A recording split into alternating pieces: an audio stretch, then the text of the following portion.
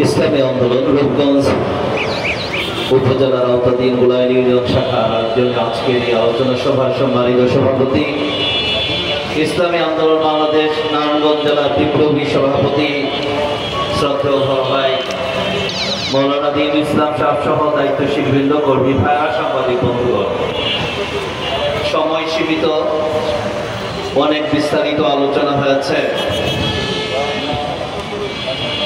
5 আগস্টের পরে এদেশের প্রায় 2 সহস্রাধিক দামাল ছেলেদের রক্ত, প্রায় 1.5 লক্ষ আমাদের ভাইদের পঙ্গুত্ব বরণের মধ্য দিয়ে আমরা একটা স্বাধীন সার্বভৌম একটি সোনার বাংলা রূপক দেখতে আমরা চেয়েছিলাম। আসলে সে আশা আমাদের পূরণ হয় নাই, কারণ চাঁদাবাজের বিরুদ্ধেই ছিল আন্দোলন, সন্ত্রাসের বিরুদ্ধেই ছিল আন্দোলন, এই দেশের অবস্থান যারা আছেন তাদের বিরুদ্ধেই ছিল আমাদের এই আন্দোলন, কিন্তু বাস্তবতা তা হয়নি।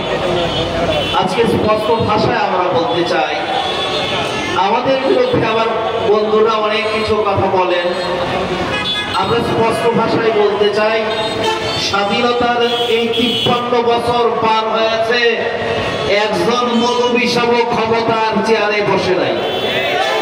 বসছে ইউনিয়নের চেয়ারম্যান মৌলবী সাহেবরা আছেন, প্রিয় ভাইয়ের আমার, যেই কয়জন আছে সেটাকে গণাই ধরে না। 4500 চেয়ারম্যানের মধ্যে যদি 50 জন চেয়ারম্যান হয় হুজুররা, এটা গণাই করে না। তারপরও বললাম, পরিসংখ্যান নিয়ে দেখেন, এই 50 জন যেই জায়গায় রাজত্ব কায়েম করেছেন সেটা একটা ইসলামী রাজত্ব দ্বারা কায়েম করেছে। তো বন্ধুদেরকে বলবো, আমরা 3টা ভাষায় সামনে রেখেছি। জুলাই প্রক্লেমেন্ট যেটা হচ্ছে, সেটার আগে আইন তৈরি করা, আর ওনারা আমাদেরকে বলেন ক্ষমতায় গেলে ওনারা আইনে পরিণত করবেন। এটাকে বিশ্বাস করা যায়? যারা বলতেছেন তারা এর আগে 5 বার রাষ্ট্র কায়েম করেছেন, ওনাদের সময় দেশ কিন্তু তলা ছাড়া ঝুড়িতে পরিণত হয়েছে। এই জন্য আমার শাইখ মুর্শিদ কুতুবুল আলম সৈয়দ ফজল করিম নব্বারাল্লাহু মারকাদাহু বলতেন, মুমিন এক গর্তে 2 বার পাছার খাইতে পারে না। আমরা আপনাদেরকে চিনেছি, আপনাদের সাথে একসাথে বাংলাদেশের আকাশের বাতাসে মাটিতে এই আলো বাতাসে আমরা বড় হয়েছি। আপনাদেরকে আর যা করা যায় ক্ষমতার উপরে কাজ করবেন, ওইটা আমরা বিশ্বাস করি না।